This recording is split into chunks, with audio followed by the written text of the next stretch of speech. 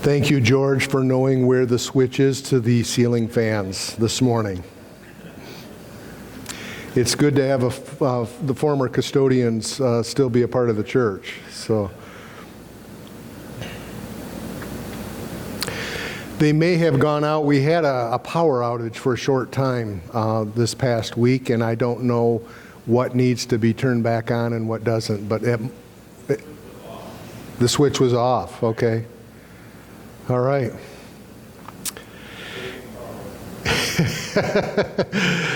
Yeah. We have a saying in our house, sometimes, especially when you feel rushed, rush is wrong, right? If somebody's rushing you to make a decision that's not an easy decision, I need an answer right now, then the answer is no. If you're not going to give us time to think or pray about it, then the answer is no. You need the answer right now? We'll give it to you. No.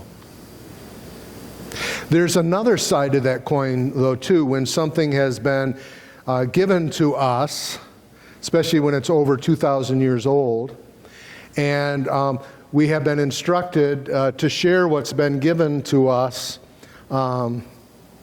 basically the message that today is the day of salvation.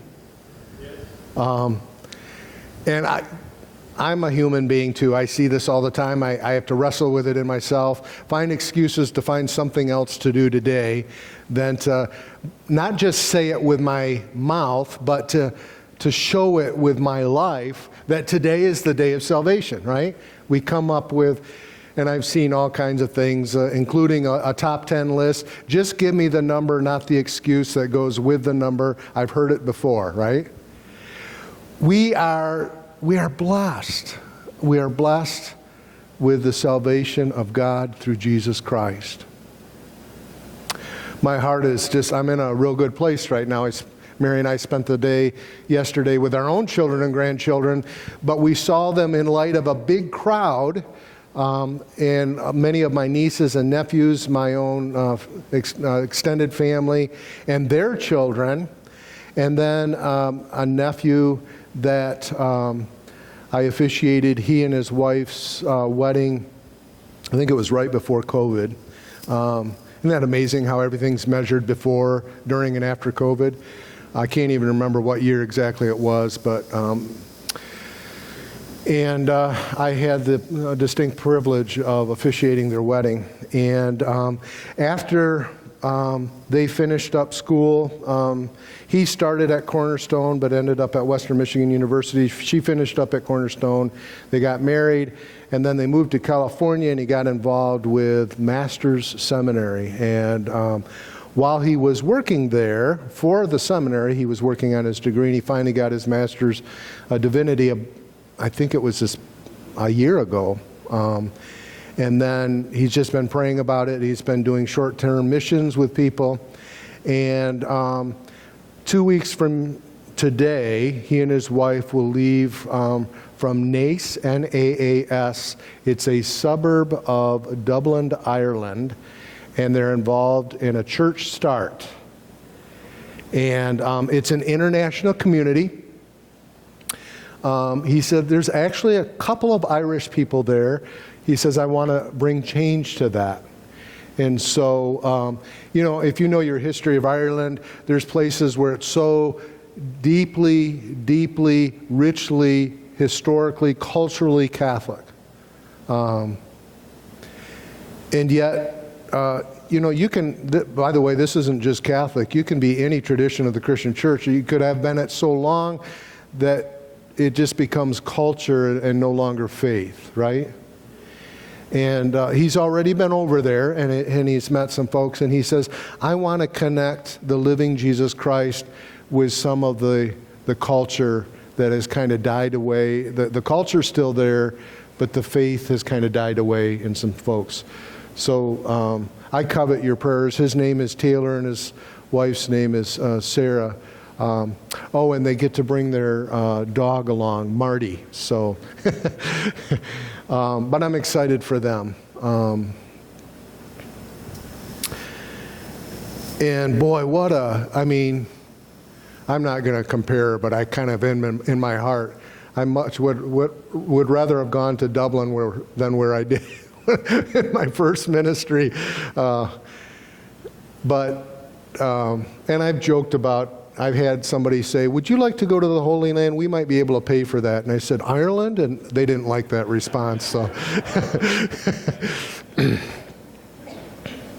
I just am fascinated with Ireland. I'm fascinated with St. Francis, who was, by the way, not Irish, who brought the saving knowledge of Jesus Christ to that island. Anyhow, so this is the last in the choosing series, and choosing now over later. And we still have a choice. God will give us commands, but we still have a choice, right? And by the way, I've been working with people that are non-reformed long enough to know that I believe in both predestination, that God has determined what's going to happen because God is God and we're not. But I also believe in free will, that even though He knows what we're going to decide, we still have a decision to make, and it's ours to make whether we're going to obey it or not, right? God does not force Himself on us. He puts a choice in front of us, and then when we call to Him and ask for the strength to obey, He gives us what He needs. Sometimes it's things, many times it's people or resources, but God puts all those things into place. And it's not just on this text, but we will see, hopefully, and by the way, maybe it's already too late, but this is going to be a shorter message, and maybe this is a good day to have a shorter message. How many of you want to sit here for a long time in the heat today? Dave? Oh, Dave and Amy want to do that. Okay. So just blame them. Oh, okay. I'm going to go back one verse that's not up on the screen. I realized after I put this together that verse 1 is a little hard to start with because there's a reference to the previous verse. So the last verse of 2 Corinthians 5, verse 21 reads, God made Christ, who never sinned, to be the offering for our sin. And then in parentheses, another way it says in the original language, to become sin itself. That just blows my mind. Doesn't it blow your mind? That the one who is perfect and pure becomes sin itself to remove sin from us, so that we could be made right with God through Christ. And now verse 1. As God's partners, or as we work together with God, we beg you not to accept this marvelous gift of God's kindness and then ignore it. Do you think Paul knows human nature? For God says, and then he quotes from Joel chapter 2. He takes something that is going to happen in Joel and says it has happened. So the tense is different from the original quote. For God says, at just the right time, I heard you. On the day of salvation, I helped you. Indeed, the right time is now. Today is the day of salvation. This ends a reading of God's holy and inspired word.